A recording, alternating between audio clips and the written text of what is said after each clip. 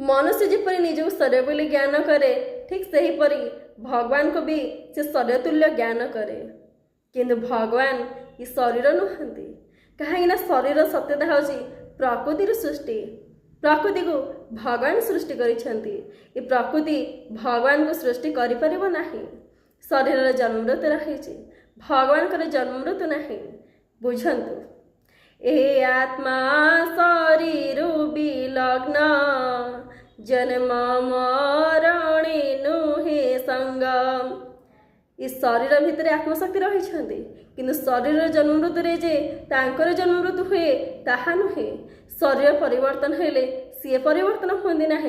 शरीर हूँ अनित्य सी होती नित्य किंतु साधारण मनुष्य किंबा अज्ञानी मनुष्य से ईश्वर को शरीर बोली ज्ञान करी भूल करे कहीं शरीर किसी सृष्टि करना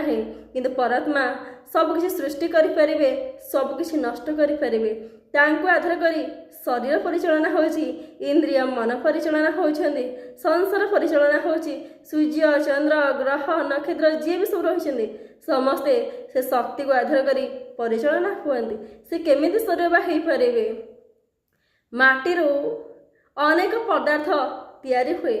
सबुथिरे से माटी हुए किंतु आमे से माटी को तो बुझी पारंदी नाही किंतु से दीप